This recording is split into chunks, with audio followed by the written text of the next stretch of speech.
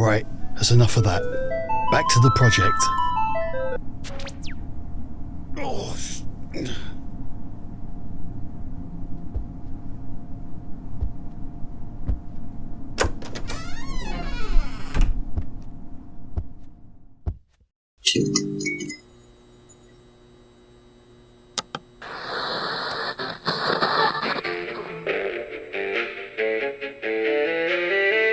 Bond is a strange property in gaming. It's given us all-time classics in GoldenEye and Nightfire, but Bond tie-ins more often than not fail to launch rather than absolutely nail it. It leaves the licence in a strange position where the consensus is James Bond games are either one of the great or terrible cash-in slop with little room for manoeuvre. Yes, I'm erecting a straw man to suit my argument, but that is the vibe I get from people I've spoken to. Source, trust me bro, and while totally subjective, I don't necessarily agree with this. As someone that's played most of the Bond games, there are plenty of games that are good, but not great, and plenty that are not great, but not terrible. Unfortunately though, it's that narrower way of thinking of my straw man friend that puts a lot of pressure on any new release in the series. Is this GoldenEye or 007 Legends? Add into the mix the current state of AAA gaming, and you have a recipe for disaster, making you wonder why IO Interactive ever took this project on in the first place. It's a cross James Bond games have to bear, being equally as praised as they are maligned. This is something I like to call the duality of Bond. In this video, I want to see what end of the scales IO have their finger firmly pressed upon. This isn't going to be a lesson in the history of Bond games. I'm already making a series about that. But comparisons must be made to give context to my position.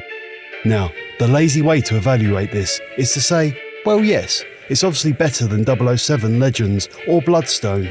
So of course, that means Bond is back. But that is grading on a curve so generous, it should probably be investigated by MI6. The real question is not whether First Light clears the low bar of Bond games that even hardcore fans can only occasionally defend through clenched teeth. The real question is whether this thing belongs in the same room as GoldenEye, Nightfire, or maybe even Agent Under Fire, if like me, you have a soft spot for its daft gadget, phone nonsense, and Bond moments. That's the curve I'm interested in. I'll put my cards on the table nice and early in this preface. I liked 007 First Light. I liked the gameplay. I think the story is very intriguing. The voice acting is top tier. And if you are the sort of Bond fan whose synapses immediately light up upon hearing the word MI6, 00 Agent, or shaken not stirred with little critical thinking, you will be carried on nostalgia alone. I don't think it's cynical corporate slurry, and I don't think it exists because a suit spotted a trend report and said, right, make me one of those, but with a tux. Because that's not what IO Interactive is all about. But I also don't think it's flawless either. The training section goes on way too long, and some parts of Bond's backstory are delivered with all the subtlety of an IO employee leaning over your shoulder and whispering, "This is important because it explains the iconography." And that matters because the game is at its best when it trusts the audience to meet it halfway. Not when it keeps turning around, pointing its finger with a cheeky wry smile and says, see what we did there? But here's the thing, if you've been around modern AAA long enough, you know why people were suspicious. A licensed game, new origin story, race swapping, a studio inexperienced in this field, a market full of publisher-approved mush. We have all seen how this film ends. Usually it ends with a roadmap, a storefront, and an hour-long YouTube video titled, "What Happened a Year Later?" Just a quick note, this will be spoiler-free. I might touch on some very basic story points, such as the premise and some character development, but I won't ruin the ending, as the game is so new. I will do a much deeper dive into that when I cover it for my Bond series, A Review to a Kill, and First Light has been given a minute to breathe. So, with all this in mind, let's explore the positives, negatives, and answer the question properly. Is 007 First Light modern day gaming slop, or is it one of the best Bond games ever made?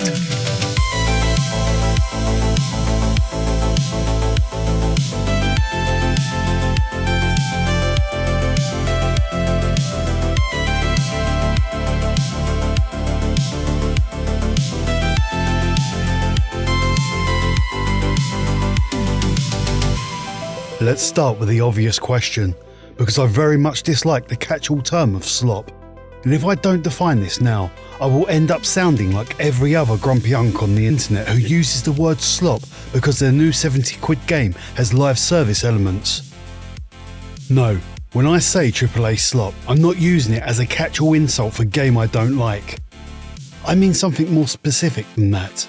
Slop to me is what happens when a game is expensive but anonymous, when it has production value but no actual value, and more so when adapting a famous IP the developers draw from the ghosts of the past without really ever understanding what made the property beloved in the first place. Sadly, I come with receipts and plenty of examples. Gollum is one of the clearest modern cases. Critically mauled, publicly apologised for by the developer, with the apology being so bad they couldn't even spell the name of the game correctly. Suicide Squad, Kill the Justice League didn't just disappoint fans of Rocksteady's old work. Warner Bros. Said the game's weak release contributed to a $200 million shortfall. Battlefield 2042 launched so badly it hits 21% positive reviews on Steam at one point, and years later still gets rolled out as the case study of how to not release an expensive multiplayer blockbuster. And of course, Concord. Yeah, enough said. So that's the test. Not, does this game have flaws? All games have flaws. The question is whether those flaws come from overreach in pursuit of something distinct, or whether they come from the game not actually knowing what it wants to be. First Light clears this first hurdle quite comfortably. But again, we are grading on that pesky, terribly generous curve. And you don't have to do that with First Light, because in some areas, I actually feel it raises the bar. Say what you want about this game, and many have. But First Light knows exactly what power fantasy it's trying to sell, and that's the most endearing aspect of this game, its identity. Many thought this was going to be a Hitman game wearing the skin suit of James Bond, myself included. I actually played the Hitman games for the first time to prepare myself, but I have no idea why I thought that, because IO Interactive specifically told us not to expect Hitman. This isn't the poor narrative progression and terrible mechanics of Gollum. It clears the bar of the disrespectful story and looter-shooter aspects of Kill the Justice League, and it lasted longer than 2 weeks. So, you know better than Concord. But First Light is trying to make you feel like a young, talented, slightly reckless Bond whom is only just learning to inhabit the world of espionage wrapped up in the cinematic experience. That's the real pitch. That's the defined angle. Just to be clear, I'm not saying you can't like the games I've mentioned here. I'm also not trying to change the opinion of anyone that dislikes First Light. I'm just trying to give objective examples of bad modern games and explaining why I don't believe this game belongs in that category. Plus, there are plenty of games that I love that I know are terrible. And yes, the elephant in the room, one of my biggest concerns with this game was the comments made by IO before the release. Paraphrasing for a second, we were told for all intents and purposes this was going to be Bond for a modern audience. We already got that. It's called No Time to Die. I'm happy to report, as silly as a comment as it was, possibly even a bad translation, I think we all got a little carried away. And First Light, while making some changes, is not what some would call woke, and it doesn't sacrifice quality to modern day appeasement. Yes, I know, but what about Moneypenny? And I will address that in a bit, but for now, all you need to know is this is not disrespectful to the 007 license at all, and in some places actually goes back to its roots.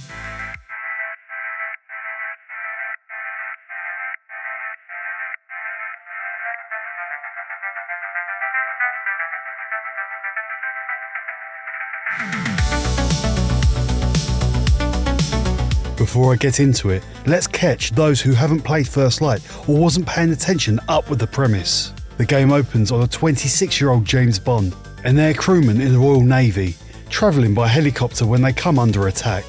After failing to evade the missiles, the helicopter crashes in the ocean, leaving our young spy to be the only one alive, fighting for his life in the cold Icelandic coastline. After coming to, it's clear Bond is in danger after seeing multiple armed sentries with heavy Serbian accents. Once he has sneaked by the enemies, Bond tries to make contact with Control over his radio when a strange voice pipes up, simply known as MI6 Handler, asking for a lot of information on what Bond can see. It turns out this is a squad of mercenaries operating under directives we are not yet privy to, but in a clever storytelling move, does eventually become relevant when the end game is entered. It's all well connected and an earned storyline beat. After seeing the researcher getting executed, the handler informs Bond it's too dangerous. They have the information they needed. The other hostages are expendable, and he is ordered to stand down. James ignores these orders, of course, and goes on a suicide mission with a 1% chance of success to rescue the hostages.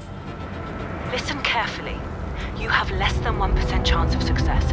Now stand down. I'll take those odds. Bond. Of course he succeeds, because he's James Bond. And that starts Bond on the path of being introduced into the newly reopened 00 Agent program after being shuttered years earlier. In the early game, Bond develops many relationships with characters that will go on to become major narrative drivers in the story, the main ones being Bond's fellow 00 trainees Cressida Bright and Lennox Monroe, as well as John Greenway, an ex-00 agent, Bond's mentor, tasked with training new recruits. Initially taking a huge dislike to the cocky and arrogant antics of our titular protagonist. Obviously, we also have the series mainstays in the newly promoted M, the ever-tricky Q. Now, as you can see, the smoke obscures Arthur's vision, causing an acute sense of disorientation. While the effect lasts, he is quite defenseless.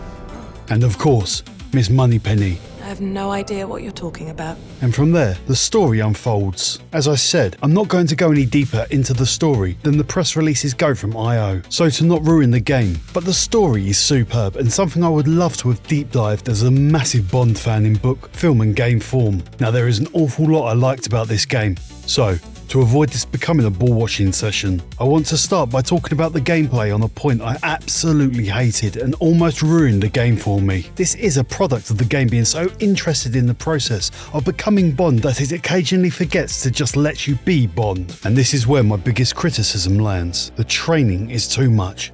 It's too long, too front-loaded, and too enamoured with its own montage energy. On paper, I actually like the idea. Bond at the beginning, Bond in a training program, Bond bumping against discipline, Bond making mistakes before he becomes the finished article. Lovely stuff. But there is a point where the game stops feeling like sharp character development and starts feeling like onboarding in a Bond skin. I'm not saying I have answers for this, but then again, I'm neither a writer nor a game designer. To keep the spirit of the game, you have to start at the beginning, and unfortunately, the beginning for me took 2 hours. Yep, 2 hours of fucking training, and I have to thank I.O. in a way. Never did the thought ever cross my mind, do I want to play a non-stop, interactive, Rocky-style montage? And now I know the answer. No, I do not. Honestly, this section is so bad, I actually began to think, oh no, is this a terrible game? With Steam's refund policy thoroughly in the back of my mind. It's linear. It's full of quick time, and maybe I'm biased because in real life, I did this sort of military style training when I joined the London Fire Brigade. And it's not something I ever wanted to experience again, especially not in my escapism. Fortunately, the game shows very quickly it's going to be a fun time. And to be fair, even while doing the training, you can see what I.O. was trying to do, take you on the journey to become 007. It doesn't work for me, but I do think the decision was made with good intentions. And like with the real life example I gave you, I hated the 6 months of LFB training school, but I do look back at those times, understanding it's part of what made me the person I am. And that's what I.O. are trying to capture here. Unfortunately though, this isn't just something that hurts the first playthrough, it absolutely cripples the replayability of First Light. I played this game 3 times for this review, a completely blind run followed by 100% collectible playthrough and finished with a purist run. And damn, I never want to play this section again, like ever, and that includes the prologue. In fairness, once completed, you can just start the game from a later chapter, but at what point are you starting a fresh game, or just randomly playing your favourite levels? I think this was in the back of I.O.'s mind though, because to get the achievements and collectibles here, you don't have to totally replay the game, or even a whole level. Instead, just being able to jump into a level, get what you need, then quitting as it auto-saves progression. I know these blank slate training elements can be done well, obviously a subjective example, but I love Final Fantasy VIII. It's one of my favourite games, and one of my best memories of that game is powering it up in 1999, expecting something like Final Fantasy VII, my actual favourite game, and getting something totally different. It was that early section in FF8, getting to know your fellow CD trainees, finishing up your training, doing a field test and an exam that made me think, yeah, this is different but I'm engaged. So, I know this kind of origin origin story can work, but maybe just not in this time, nor this genre. Another point linked to this is the QuickTime events. It's one of those strange areas in modern games that you're damned if you do and you're damned if you don't. And it only bothered me so much because it's so heavily integrated with the training. There is nothing more annoying than thinking the gameplay is over, taking in a cutscene, only to have a totally random QTE pop up and fail the mission because you weren't ready. But on the other hand, these sections become a lot more long-winded when there is nothing to do. Trying to walk that line of a cinematic experience while still playing a game, not watching it. IO must have known this was an issue because they give the player the choice to turn on autocomplete for these QTEs. Their way of saying, don't blame us, we gave you the option. I suppose that's fair, and gives me the feeling IO Interactive were really bothered about these less than stellar sections, and at least they tried to address them. It's hard to be too critical of IO's intent though, because they clearly cared about this game. One massive giveaway was the number of cheeky Easter eggs hidden throughout. I won't run through every one I found, but my favourite was the callback post-it notes Cressida leaves on the mirror. Girls that have called James, referencing women who have performed the previous Bond title songs. Anyway, I think you get the point.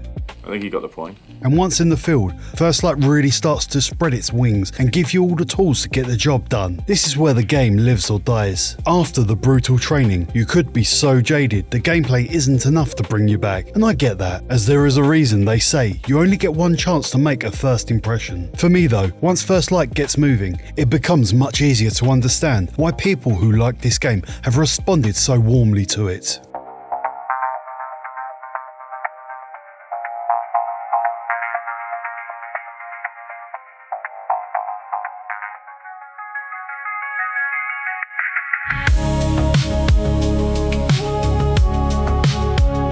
Giving an example of what I loved about the gameplay is not going to be easy without giving away major story beats, but I'm going to use the museum mission and do my best. So after a successful mission in Mauritania with his mentor Greenway, the pair returned to England. And by successful, I mean they returned alive. Thinking. Think faster. Harmony. The level starts needing you to drive Greenway to his favourite boozer in London, with Bond then returning to his empty flat. Once back, you control Bond walking around and finding items that give further context to the story, until Bond finds an end-of-life letter signed James Bond, obviously concerning, considering he didn't write it, and suddenly he's attacked by a masked assassin. After taking out the intruder, Bond finds out there's a hit team trying to kill him by looking at the masked man's phone, at which point a marksman opens fire from a distance, spraying the building with bullets. Bond has to navigate the rooftops of central London while being fired upon. Eventually, with much effort and the use of a bloody crane, James catches up to the gunman, who escapes, requiring Bond to follow a lead of a phone message, operating as a rogue agent. After roping in Moneypenny, ruining her date, they track the phone to a fancy gala in a fictional but very well modelled London museum, all in the same night. The point I'm trying to make here is how the game, at the start of a single mission, The Uninvited, goes to many different places, pushing the story forward in an excellent way and keeping the player thoroughly involved. Well, it did for me at least. And this isn't the end of it. Once at the museum, Bond sneaks into the gala to hunt down the gunman and uses his newly acquired infiltration skills to gain access to restricted areas. Listen, Sam. My name is Simon, and Simon says, go back to the gala, have yourself a glass of bubbles, and try not to worry that pretty little head of yours. Yeah, don't mind me, Simon. Brought my own key. Bond then has a boss fight. He's caught, tortured, and then escapes the building while bulldozing through the city of London using a ruddy garbage truck. It's glorious. The reason I use this level as an example is because I believe it's peak First Light, using all the mechanics available and giving the first big twist in the storyline while consistently moving things forward. Even with the all-out action of The Uninvited, we still have the best stealth section in the game, using probably the main mechanic and gameplay loop, social engineering. Every level has some amount of this, and personally, I never got bored of it. There isn't a single way to complete these objectives. Like for example, on my first playthrough, I infiltrated the restricted area by listening in on a phone conversation, finding out this lady had been let down by her photographer. finding a spare camera, and then following her as she sees Bond through the security barricade. And no, I definitely didn't follow this dude around for 10 minutes, shooting him with chemical darts because I thought I needed his camera.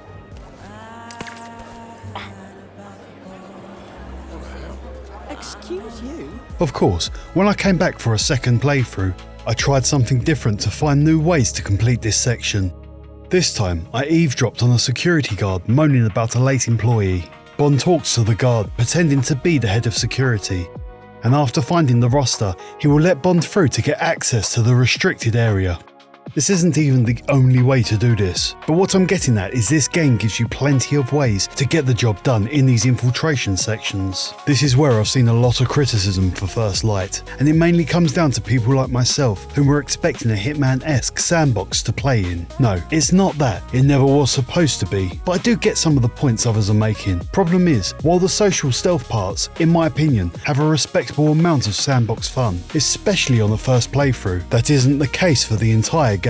There is a lot of linearity here throughout, and that is the cost of a far more narrative-driven game. Something a modern Bond game just has to be. The days of GoldenEye's laissez-faire approach to assuming you already know the storyline of its popular source material is over, and we just have to come to terms with that. While fun, the loop is simple. Start a submission, usually by finding one of these green eavesdrop markers, then work out what has to be done from there. Usually this leads to starting multiple submissions, making which one to follow a little confusing, and then complete the objective, usually leading to the next objective.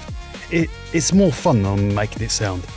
But again, I totally get the criticism. Apart from the social engineering parts of First Light, the other main gameplay sections, usually interspersed in the same level, consist of driving sections, the fighting mechanics, and of course, the gunplay. I want to preempt my criticism of the driving in this game by saying I played First Light on a PC with a keyboard and mouse. I've not played a modern driving game that isn't terrible using WASD, and this is no exception. The driving is horrible. Driving games are something that have to be played at the very least with a haptic analog controller to be even slightly fun. Otherwise, the turning and acceleration are just too rigid. Not that it really matters, because driving is more of an afterthought. There is only one section early in the game where you have to drive even slightly skillfully, and even then, I never failed this mission. You will find yourself more often than not trying to drive like an NPC at a super slow speed, even as a chauffeur at one point. So you the one who hit my car? And don't get me started on there being no DB5 or Lotus Esprit, criminal. Although we do have an Aston DBS, originally driven by an Australian actor we are not acknowledging. So, close enough I suppose. It's not a big deal. Bond games don't require leaning heavily into driving, and if you feel they do, let me know in the comments your favourite chasing in GoldenEye, the widely accepted best 007 game. As for the fighting and gunplay, I will cover them together as the identifier between them is Bond being given a license to kill or not. Yeah, it's pretty stupid. Needing to be told when you have a license to kill. Bond is a license to kill, motherfucker. It is what it is, and I get it. IO don't want you gunning your way through the levels because that isn't Bond. And like with the training, I don't have a better idea for this. I preferred to avoid confrontation altogether. The fun for me was working out a route and using the environment and gadgets to get out of sticky situations. That being said, I enjoyed the gunplay and fighting sections. Fist fighting is a little rhythm gamey, but there is nothing better than going into a punch-up already mastering the fighting system, completely confident you are going to chin this bellend. That is the power fantasy of Bond. It's the same sentiment with the gunplay. You don't have a life bar or a shield, just duck out the way for a bit after the screen starts to go red. Regen, and you're good to go. It's when these mechanics of fighting and gunplay join forces that I really enjoyed these sections. Out of bullets, get into a fistfight, steal their gun, or even better, throw the empty gun at your enemy, knock them out, and nick their gun. Great stuff, and it feels super satisfying to pull off. If you're into competitive shooters, is this going to do it for you? Probably not, especially with this very generous headshot hitbox. It's a low-rent cover shooter, but a top-notch power fantasy. There is so much to the gameplay, I really could go on, but in the interest of time, I will just briefly mention the gadgets and leave it at that, because they are great. I have a bit of a hang-up with gadgets. One of my bugbears is Bond games that tack them on as an afterthought, but they really are a key mechanic in First Light. We get a loadout, quite a novel idea for a gadget section. You are only forced to select the Q Watch, the only gadget required for progress. But then, you can pick 2 or 3 more depending on the level. My favourite was the laser add-on, the chemical dart, and in the late game, the mini missiles. But others include the smoke bomb camera and the explosive earbuds. It's an interesting system where you go into Q mode, which will highlight people around you, and also environmental items your gadgets can interact with. Once the object is highlighted, you are given options to which gadgets you can use with a brief description of what they do. The most useful application for me was to distract the enemies to clear a path. Electrocuting can be fun, and blowing up fire extinguishers is brutal. There are so many options and combinations, but the best gadget for me was the chemical dart, and it's quite overpowered. Basically, anyone creating a progression block can be removed simply by hitting them with an invisible dart. Checks are in place to avoid overuse, like needing to refuel the chemicals or finding batteries, and a cooldown timer. But regardless, the whole system is excellent. Something that's not so good is in the bluff mechanic. I don't actually think it's a bad idea, but it's basically an extra layer to make sure you never get caught. If an enemy sees Bond before they get alarmed, you have an opportunity to either bluff your way out of the situation or simply fake surrender, followed by a window of time to perform a takedown. I don't want to go into it too much, because in my mind, once I had to use it, I'd already failed the skill check of stealth. Excuse me, are you okay? Safety Inspector. We have a potential gas leak. You may need to clear the area. Oh, you're kidding. So I avoided it at all costs. Although, the move of calling over an enemy and dragging them over a table and beating the living shit out of them was endlessly satisfying.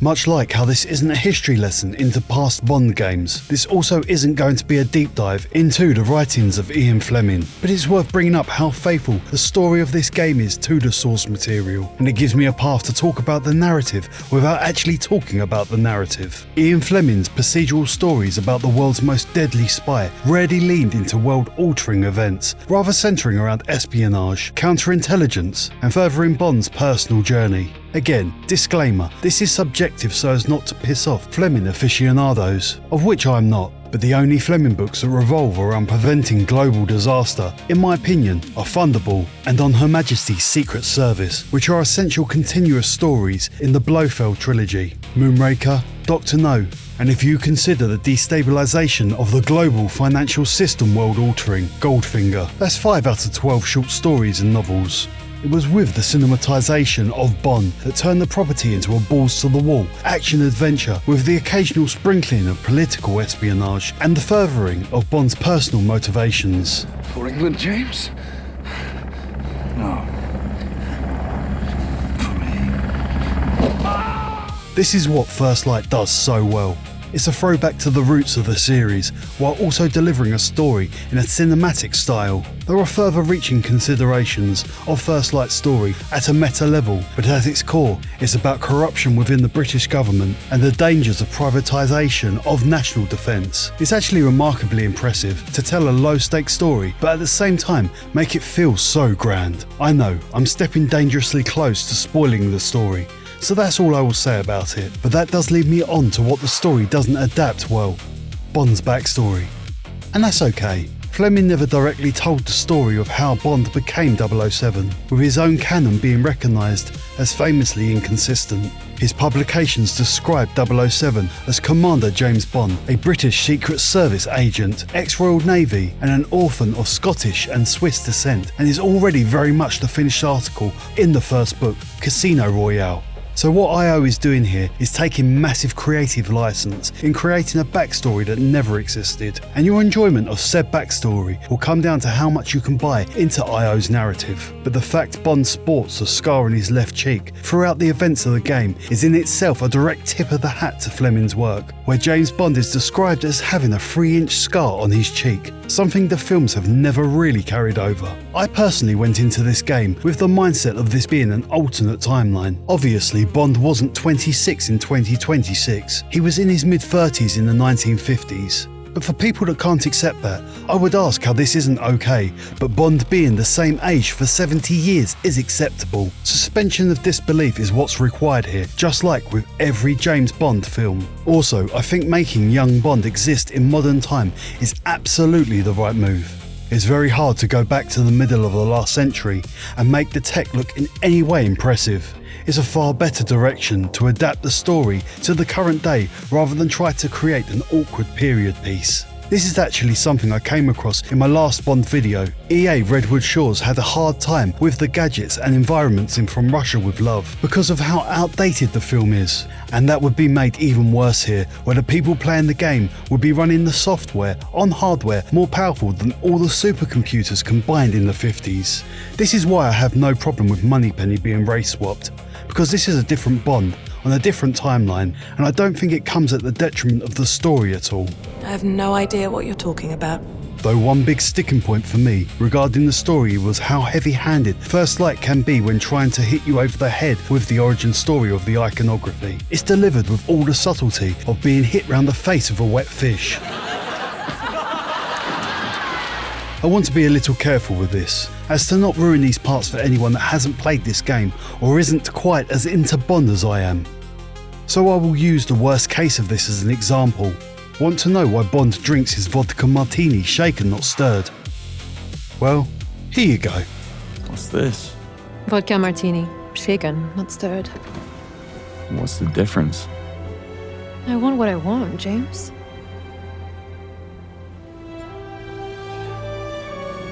I actively cringed when I watched this scene, and as they had already suggested that James doesn't have a preferred cocktail prior to this, I can only imagine someone at IO was very proud of this payoff. And all I will say is if this person was a dog, they would need their nose tapped with a rolled up newspaper for this one. No, bad developer, that is not how we do this.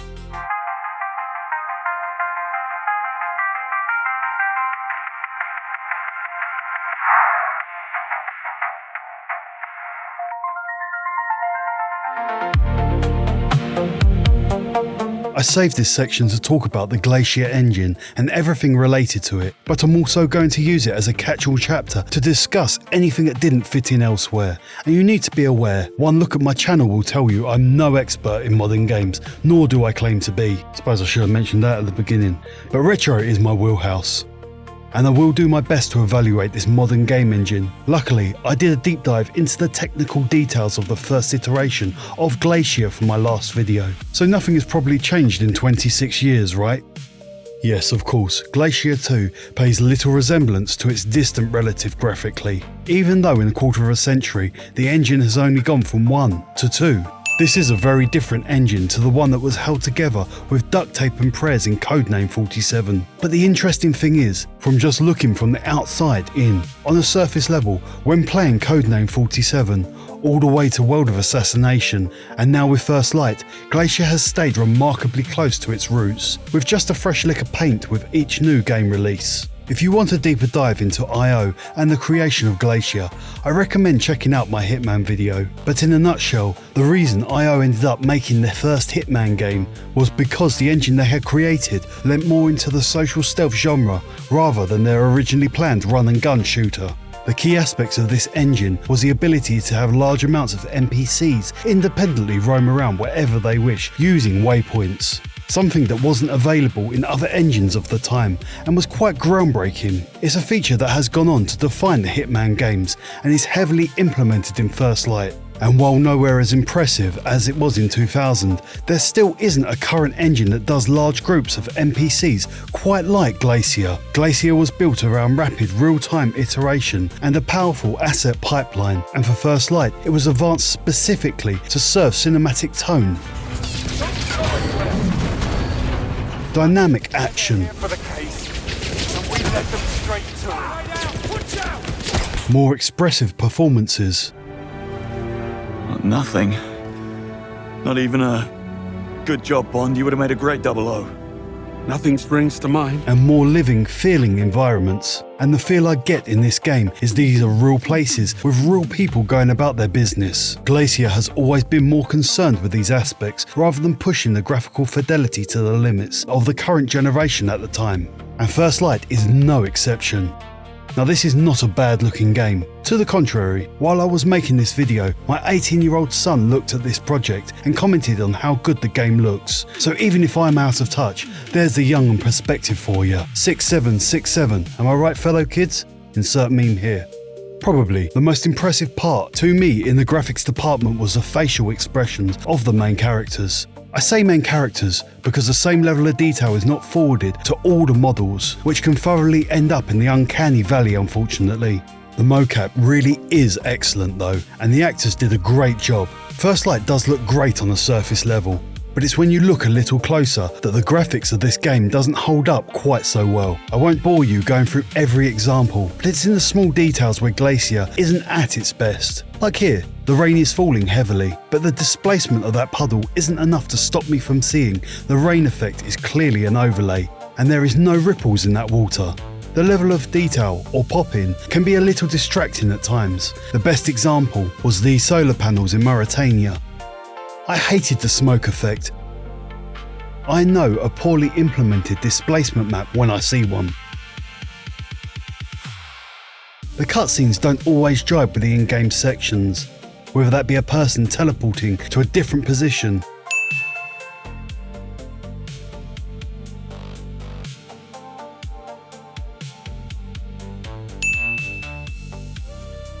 or the change in atmosphere just not quite looking right. And while I know from using Blender how expensive denoising is on the GPU, this game is just covered all over in noise, and it was so distracting. I really hope this was a performance optimization thing, because if this noise is IO's attempt to add film grain to make the game look more cinematic, whoever made that decision needs to be taken out back with the shaken not stirred bloke. I know I'm nitpicking at best, and for context, I played this game on an RTX 5090 on 4K ultra settings with a monitor pretty much strapped to my face, so maybe this is all far less noticeable in more common situations. But then again, I think these things should be optimised for the most stringent of circumstances and then downscaled for less powerful hardware. As for the performance, the game on my hardware runs superbly. I put some results up of how the game performed for me on the screen. Sorry, no Digital Foundry levels of analysis here. If you want that, you should probably go to, well, Digital Foundry. But hopefully, this will feed anyone's need for basic performance results. And yes, I locked my FPS to 60. Sorry FPS snobs, but I love my VSync. The final thing I will say on performance is this game never crashed for me once in 40 hours of gameplay, which is a battle won on its own these days, and I only got one glitch in all that time. Multi-bond.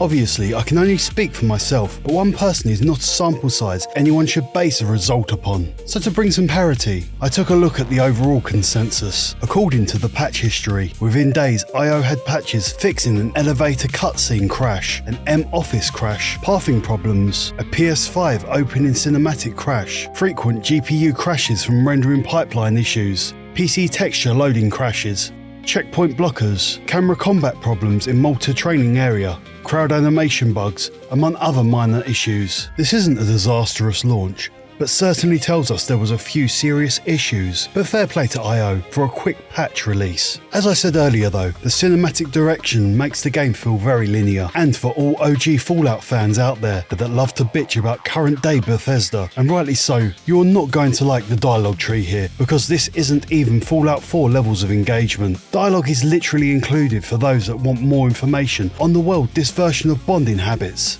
That was fine for me, as all I was really after was the story. The other side of the engine that Glacier has always excelled at is the audio, and nothing has changed here. The Glacier engine's audio systems uses audio kinetic middleware with real-time mixing, 3D spatialization with custom propagation, supporting both music and sound effects. Sound designers use 3D zones with tailored reverb and parallelized processing to handle reverb and occlusion efficiently. Basically, if you play this game for a first time or go in for a second playthrough, chuck on a good pair of headphones because it really is a treat to experience. The soundtrack is brilliant.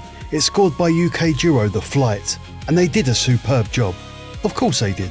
They're British. With heavy use of brass fanfares, strings, jazzy rhythms, Joe Henson and Alexis Smith nailed the cinematic feel of Bond. However, somehow they made the OST sound traditionally consistent while giving everything somewhat of a modern composition edge. While I can't play the music here, as the soundtrack is copyrighted up the arsehole, the reason I've used my own music in this video. For any fellow composers, I promise you'll love how this music changes and evolves with the game. You don't get barraged with the 007 jingle as we have in past Bond games, only getting the classic piece towards the end of the game. IO said this was because you have to earn it, a heavy theme of the game, and it is very good subconscious messaging. I'm not interested in the minor controversies regarding the lyrics of Lana Del Rey's title song. My view is, if you always look for controversy, you will always find controversy. And overall, I liked it. It's not Shirley Bassey's Diamonds Are Forever, nor Tina Turner's Goldeneye, but it's not Die Another Day, so there's that. To be honest, it's not even my favourite in the realm of Bond games. I prefer Nightfire and Everything or Nothing personally, but it's a good fit for Bond, and I think it captures the narrative of the game well. And finally, I can't talk about the sound without talking about the voice acting. It's brilliant, absolutely superb. This comes down to the actors themselves putting in show-stopping performances. I thought Priyanka Burford's M was so well done. Air crewman in training, accidentally stumbling upon an MI6 operation of the utmost importance.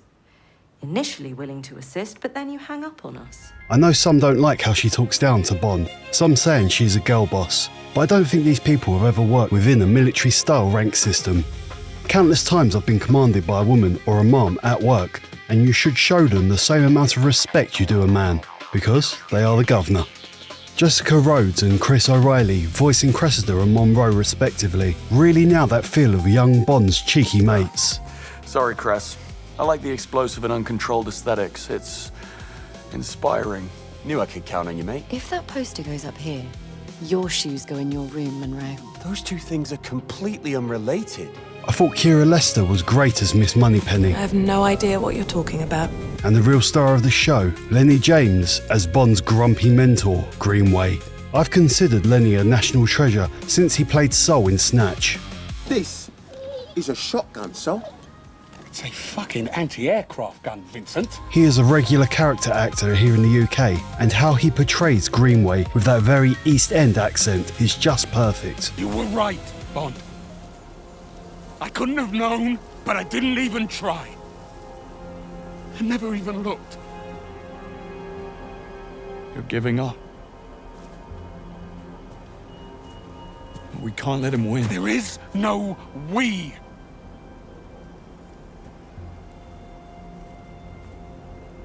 I'm out.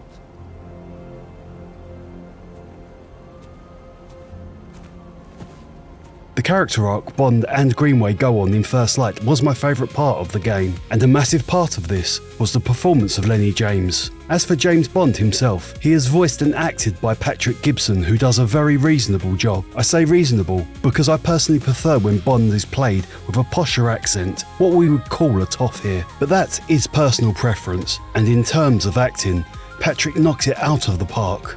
And yes, Lenny Kravitz is here too, and Lenny Kravitz plays Lenny Kravitz. Not badly, I should say, but I had genuinely forgotten he was in this game until he spoke, at which point my brain immediately went, oh yeah, that's Lenny Kravitz. He's not a weak link, but for me it never quite stopped feeling like Pirate Lord Lenny Kravitz.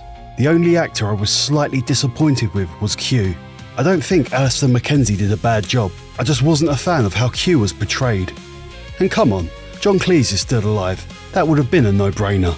A final note, as it is an add-on in the game, it only feels right it should be an add-on in the video. Yes, Taksim. It's a mode similar in spirit to Metal Gear Solid VR missions, and in all honesty, it just isn't my thing.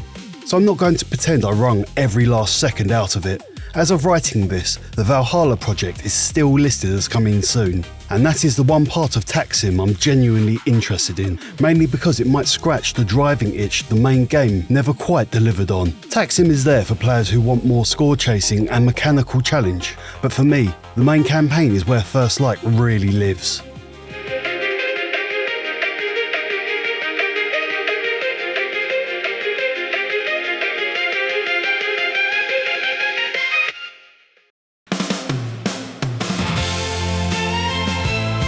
So, let's address the duality of Bond once and for all. Is 007 First Light modern day AAA slop? No, not remotely. It has too much identity for that. Too much intent, too much affection for Bond as a license. First Light, for better or for worse, has a vibe. It knows that Bond should be a spy before he's a superhero, while still keeping that power fantasy element. It knows style matters. It knows that glamour without danger is pointless, and danger without style stops being Bond. Does that mean it's one of the best Bond games ever made? I think it needs serious consideration, but ultimately, it falls short. Does it dethrone GoldenEye as the all-time benchmark? No. That crown still is sitting where it always has and probably will. Do I think it belongs alongside a classic like Nightfire? Honestly, I don't think it's a fair comparison. But what I will say is, like Nightfire, this game came along when Bond games had been on the decline, making some people remember good, tie-in 007 games were possible. And much like Nightfire, I don't think the greatness of this game will be fully appreciated until the next terrible Bond game is released. Ultimately, I think it's just the right game at the wrong time. And for those of you that don't like this game, I would be careful what you wish for, because with serious sequel baiting in the closing scene, and with Amazon confirming IO will not be involved in the next game, instead being made in-house at Amazon Games to maximise the property, you might get to really miss the day IO Interactive made a flawed but lovingly crafted Bond game. My issues with it are real though.